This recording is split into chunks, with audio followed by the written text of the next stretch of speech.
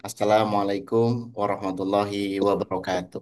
Waalaikumsalam Waalaikumsalam warahmatullahi warahmatullahi wabarakatuh. wabarakatuh. Alhamdulillahilladzi hadana li hadza wa ma kunna linahtadiya an hadana Allah. Asyhadu an la ilaha illallah wahdahu la syarikalah wa asyhadu anna Muhammadan abduhu wa rasuluh la nabiyya ba'da. Alhamdulillah, puji serta syukur hanyalah milik Allah Subhanahu wa Ta'ala. Pada pagi hari ini, Sabtu 17 Rabiul Akhir 1447 Hijriah atau yang bertepatan dengan 11 Oktober 2025, kita dapat bertemu kembali dipertemukan melalui kajian rutin kita, Golden Habit Forum, yang alhamdulillah pada pagi hari ini telah memasuki episode yang ke-223. Salawat serta salam mari senantiasa kita curah limpahkan kepada suri tauladan kita, junjungan kita semua, Nabi Allah Muhammad Sallallahu Alaihi Wasallam, pada keluarganya, sahabat-sahabatnya, dan juga tabiin-tabiinnya sehingga hingga pengikutnya akhir zaman. Ibu bapak seluruh partisipan Golden Habit Forum yang dirahmati oleh Allah, alhamdulillah pada pagi hari ini, insya Allah materi atau topik yang akan disajikan oleh para pemantik masih berkaitan dengan implementasi Golden Habit Forum, implementasi Golden Habit, di mana topik pada pagi hari ini berkaitan dengan bimbingan sakaratul maut. Dan insya Allah pada pagi hari ini, Ibu Bapak sekalian, insya Allah akan ada dua pemantik. Yang pertama Dr. Haji Agus Sukaca, dan yang kedua insya Allah Ustadz Rohyadi Anwar SPD. Sebelum kita mulai, Ibu Bapak sekalian, mari sama-sama kita buka kajian rutin kita pada pagi hari ini dengan melafazkan basmalah bersama-sama. Bismillahirrahmanirrahim. Bismillahirrahmanirrahim. Bismillahirrahmanirrahim. Terus selanjutnya, waktu dan tempat kami persilakan kepada Ustadz Agus Sukaji. Assalamualaikum warahmatullahi wabarakatuh. Waalaikumsalam Waalaikumsalam warahmatullahi warahmatullahi wabarakatuh. Warahmatullahi wabarakatuh. wabarakatuh. Alhamdulillahi rabbil alamin. Hmm? Assalatu wassalamu ala asyrafil anbiya'i wal mursalin Muhammadin wa ala alihi wa sahbihi ajma'in. Amma ba'd. Bapak Ibu, segenap partisipan Golden Habit Forum, rahimakumullah, yang alhamdulillah ini sebarannya dari ujung timur sampai ujung barat, ya. Plus luar negeri ada Malaysia, ada Jepang. Ya. Mas Hewan moderator ini masih berada di Kuala Lumpur, ya, di Jepang, ya. Dan saya gembira ini sebelum mulai silaturahimnya cukup efektif ini tadi dari Papua. Bahkan ketika Zoom ini dibuka, ini saya sudah dapat WA dari Prof. Rajindra. Nggak bisa masuk-masuk. Belum dibuka, ternyata sudah banyak yang antri. Alhamdulillah. Ya. Dari Papua, Dr. Kamaludin sudah rawuh. Ya. Dari NTT, Kiai Mustain. Ya. Nah, Ketua BWA, Bu Aminah. Ya. Kemudian dari Saya baru masuk juga, Pak. Alhamdulillah ya. Dari Sulawesi, mulai dari Sulawesi Tenggara, Selatan, kemudian Tengah, ya, Prof. Rajindra, ya, dari Gorontalo, ya, kemudian dari Kalimantan, ini dari yang Bauruk Sobro ini, Ketua MUI, Pak Sarifudin, ya, dari Kaltim, Alhamdulillah cukup banyak, dari Kalteng, ya, dari Surabaya, Jawa Tengah, ya, Jogja, ya, Jawa Barat, ya, Jakarta, semua materi Alhamdulillah semuanya terwakili. Bapak Ibu sekalian, di episode ke-223 ini masih melanjutkan tentang hakul muslim alal muslim. Ya. Hak muslim atas muslim yang lainnya, ya. Itu antara lain ya, apa itba'ul janazah. Di Sabtu yang lalu kita sudah membahas tentang itba'ul janazah ini dari kitab Janazah. Nah, hari ini kita akan mengkaji tentang sakaratul maut. Ya. Dan insya Allah nanti setelah saya ini ada Ustadz Rohyadi Anwar yang nanti akan bicara pengalaman pembimbingan sakaratul maut. Ya. Karena beliau ini dulu menjadi binroh di Rumah Sakit Islam Jakarta Cempaka Putih, ya. Kemudian sempat menjadi direktur yang membidangi sumber daya insani Indatra. Ya. Saat ini beliau di Rumah Sakit Muhammadiyah Aminah di Bumi Ayu, ya, menjadi direktur yang membidangi sumber daya insani termasuk Binroh di situ. Nah, beliau banyak punya pengalaman bagaimana melakukan bimbingan terhadap mereka-mereka yang berada di dalam kondisi sakaratul maut. Ya. Bapak Ibu sekalian, ya, topik kita bimbingan sakaratul maut. Ya. Nah, sebelum sampai ke sana, sakaratul maut itu adalah detik-detik atau menit-menit menjelang akhir kehidupan manusia di dunia ini. Yang jelas, setiap orang pasti mati. Ya, ini saya mengingatkan beberapa ayat-ayat tentang ini. Ya. Kullu nafsin dha'iqatul maut wa nabluukum bisyarri wal khair fitnah wa ilaina turja'un. Ya. Setiap orang akan mati, kami akan menguji kalian dengan keburukan dan kebaikan. Dan kepada kami, ya, kepada Allah, kalian akan dikembalikan. Dan kalau sudah tiba saatnya, itu tidak bisa ditunda lagi. Wala yuakhirallahu nafsan idza jaa ajaluha wallahu khabiru bima ta'malun. Dan Allah tidak akan menunda ajal seseorang apabila telah sampai. Dan Allah Maha teliti terhadap apa yang kamu kerjakan. Nah, dan ajal itu tidak bisa diajukan, bisa dimundurkan, ya. Dan kematian itu bisa terjadi di mana saja. Aina matakunu yudrikumul maut walau kuntum fi burujim musyayyadah. Ya. Di mana saja kamu berada, kematian akan mendatangi kamu. Kendati pun kamu di dalam benteng yang tinggi lagi kokoh. Ya. Jadi tidak ada tempat yang bisa kita jadikan untuk bersembunyi dari maut. Ya. Nah, jadi ini sesuatu yang pasti. Dan kematian itu terjadinya atas kehendak Allah.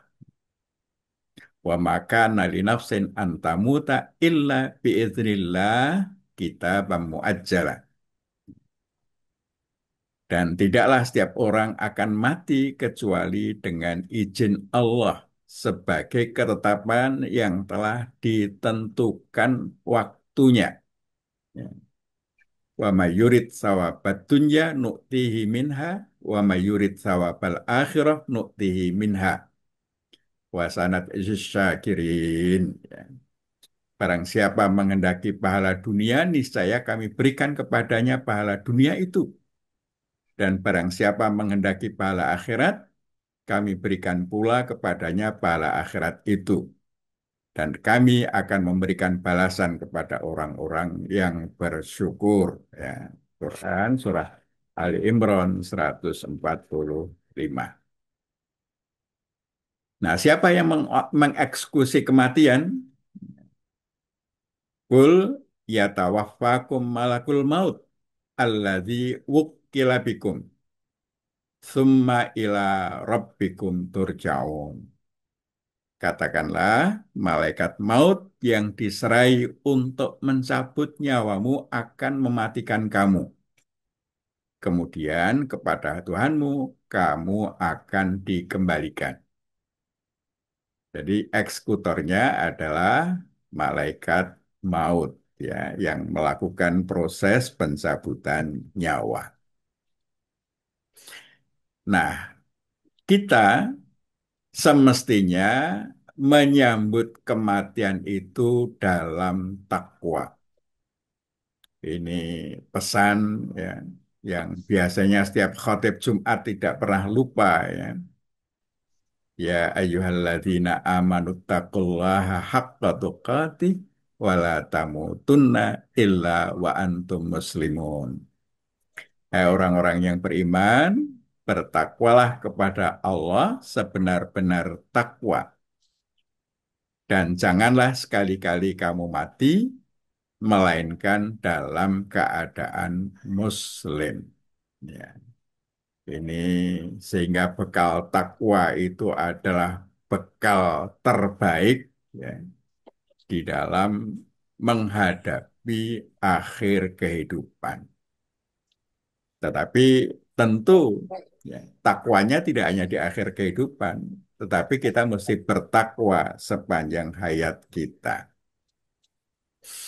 Nah, Bapak Ibu sekalian, ya, selama menjalani hidup di dunia, manusia akan diuji dengan keburukan dan kebaikan selama waktu tertentu. Sepanjang kehidupan kita akan datang silih berganti antara kebaikan dan keburukan.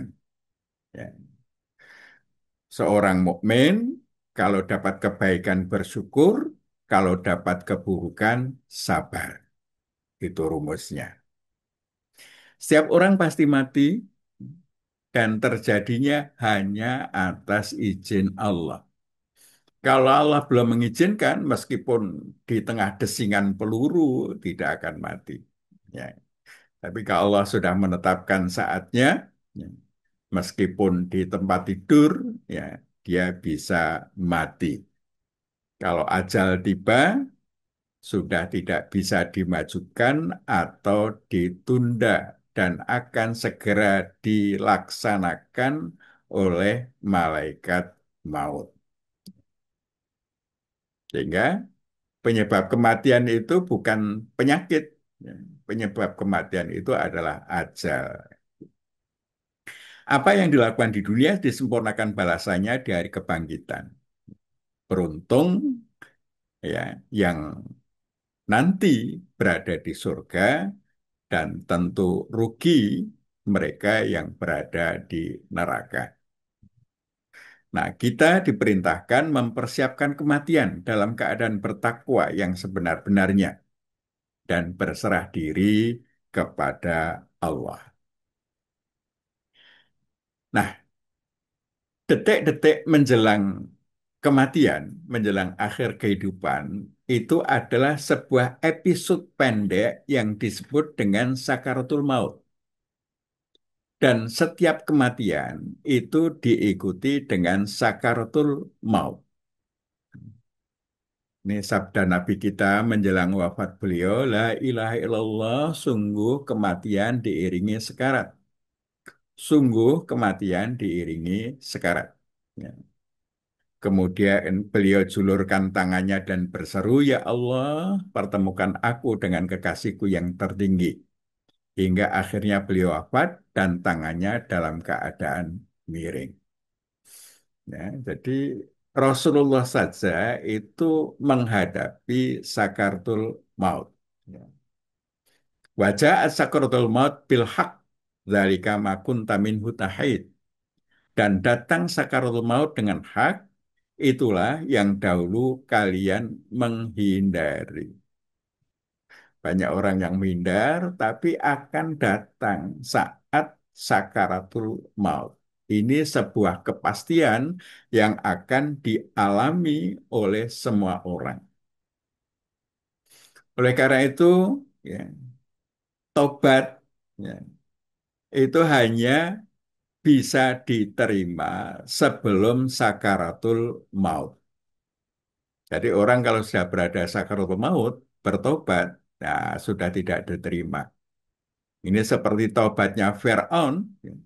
Ketika sudah tidak ada peluang untuk selamat, meskipun dia masih berada di dalam kesadaran, ketika beliau bertobat dan beriman kepada Tuhannya Musa dan Harun, tapi tobatnya sudah tidak diterima lagi. Jadi kalau sudah sakaratul maut itu tidak ada jalan untuk tobat. Maka tobat itu harus dilakukan sebelum sakaratul maut. Nah, kita yang hidup ya, itu berkewajiban untuk memberikan bimbingan sakaratul maut. Ini kalau saat-saat menjelang sakaratul maut artinya penyakitnya sudah terminal ya, dan sudah sulit harapan untuk sembuh ya. Maka kepada saudara kita yang sudah tahap terminal itu ya, diajarkan doa. Dan ini doa ini mestinya kita kita sudah hafal di luar kepala sebelum sakaratul maut. Sebab kalau sudah sakaratul maut, kita sudah tidak bisa membaca doa menghafal doa lagi. Ya, sudah susah karena sakaratul maut ya. Ya, jadi ini mesti kita hafal sebelum saat sakaratul maut tiba. Allahumma ahyini maka natil hayatu khairal li wa tawaffani idza kanatil wafatu khairal li. Ya. Ya Allah, hidupkanlah aku jika hidup itu lebih baik bagiku dan wafatkanlah aku apabila wafat itu baik bagiku. Nah, ini doa yang kita juga mesti hafal ya. Nah, kalau sudah pada saat sakaratul maut ini kepada keluarganya kita bisa bimbingkan, ya. Jadi kepada keluarganya yang menghadapi anggota keluarganya yang sudah sakaratul maut, ya, itu Allahumma ahyihi maka natil hayatu khairallah wa tawaffahu idza kanatil wafatu khairallah.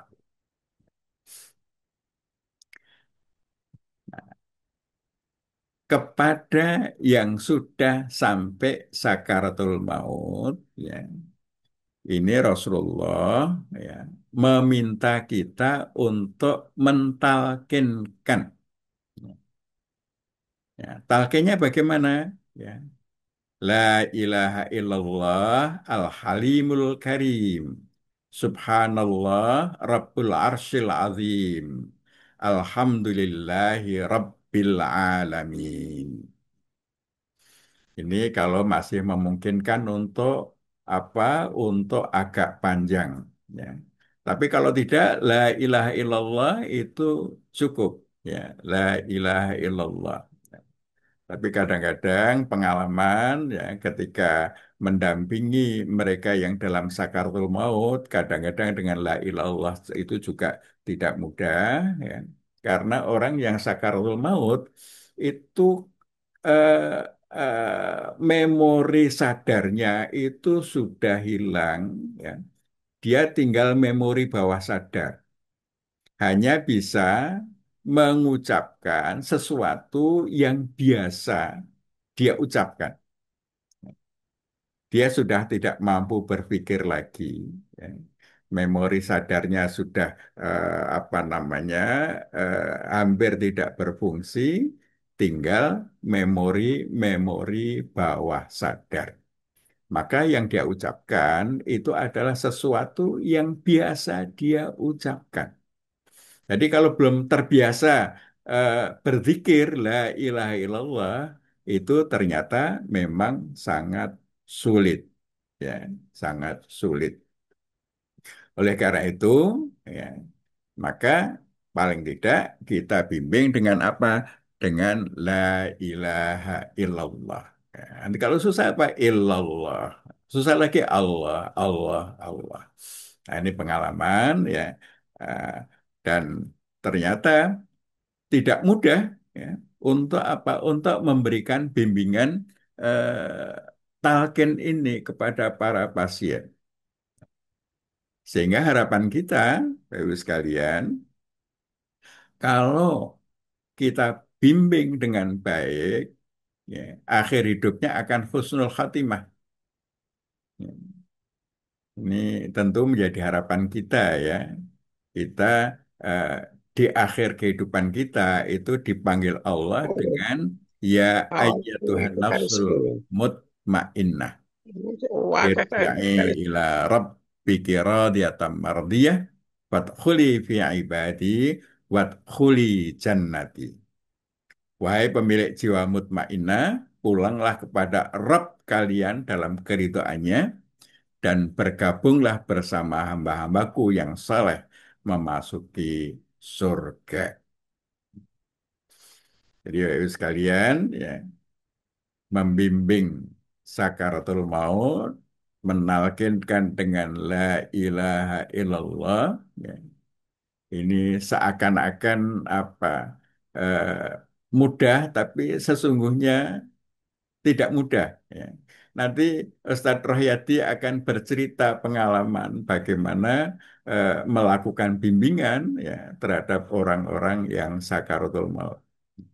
Kita kalau masih sadar gini, mendengarkan hadis ya apa barang siapa yang akhiru kalamihi la ilaha illallah dakhalal jannah, yang akhir kalimat yang diucapkan la ilaha illallah akan masuk surga, itu kayaknya masuk surga kok gampang banget ya, tapi ternyata orang yang sakaratul maut itu tidak gampang untuk bisa apa, untuk bisa mengucapkan la ilaha illallah.